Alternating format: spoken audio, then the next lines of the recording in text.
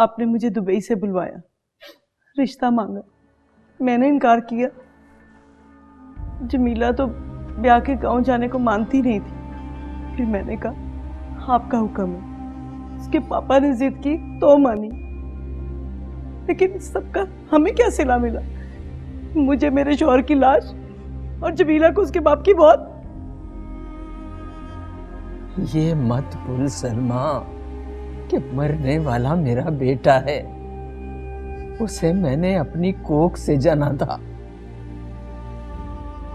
वाल नोच के मातम नहीं करती, रो रो के बैन नहीं डालती कि मैयत के आगे एक और मैयत खड़ी है।